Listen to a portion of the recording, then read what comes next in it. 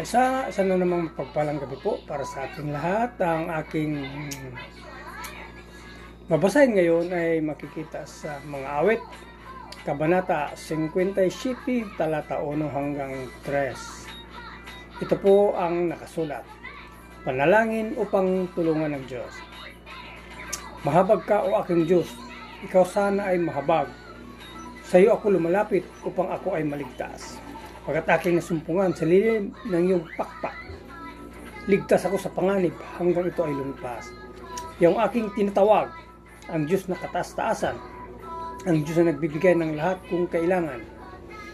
Magmula sa kalangitan, diringgin ang aking hibik. Ang lahat ng kaaway ko'y lubos niyang magagapi. Ang tapat niyang pagmamahal at matatag na pag-ibig. Ihayag ito ng Diyos, sa akin di ikakain. Yan lang po, maraming salamat. Purihin ang Panginoon sa kanyang banal na salita. God bless.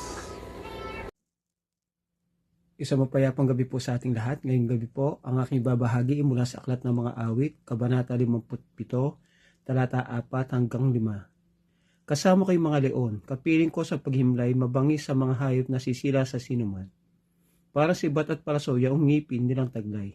Matuloy sa mga dila na animoy mga sundang.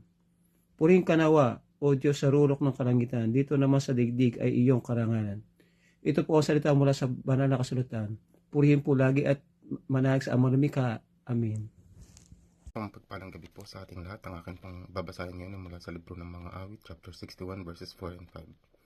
Sa inyo pong tolda, ako ay payagan na doon tumira, habang nabubuhay. Sa lilim ng iyong bagwis na malakas, ingatan mo ako ng gayoy maligtas.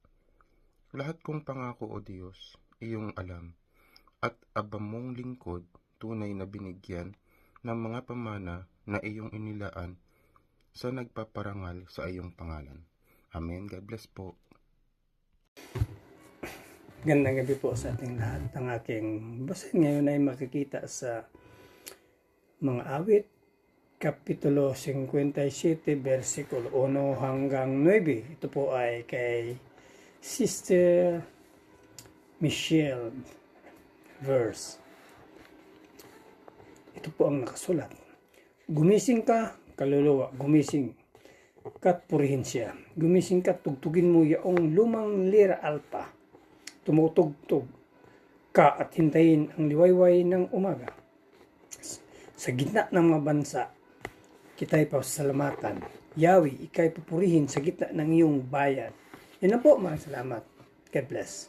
So isang mapagpalang araw po muli sa ating lahat at purihin po ang Panginoon. No?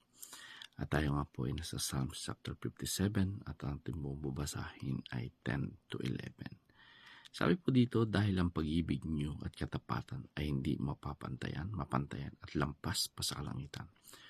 O Diyos, ipakita niyo ang inyong kapangyarihan sa buong kalangitan at sa buong mundo. Purihin po ang Panginoon sa pagkakabasa po ng kanyang salita. So sabi po dito ng psalmist, dahil ang pag-ibig nyo at katapatan ay hindi mapapantayan at lampas sa kalangitan. Tunay nga po na tama yung sinasabi ng psalmist, no? Na yung pag-ibig ng Diyos at katapatan ay hindi po talaga ito mapapantayan. So ibig sabihin wala pong nilalang yung makakapantay. At dito makikita natin na talagang yung pag-ibig niya, no, yung tayo ay sinave sa ating pagkakasala, na mismong inihain niya yung kanyang sarili para tayo ay tubusin sa ating mga pagkakasala.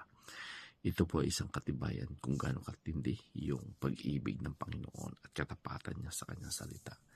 So ibig sabihin, ang lahat po na nagtitiwala sa ating Panginoon ay sadya pong hindi mapapahiya. Makikita po natin dito yung katapatan ng pag-ibig ng Panginoon.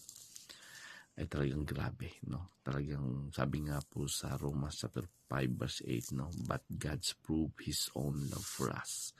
So ibig sabihin, pinatunayan po ito ng Panginoon kung gaano katindi yung kanyang katapatan at pag-ibig. So muli po, purihin ang Panginoon, and God bless everyone.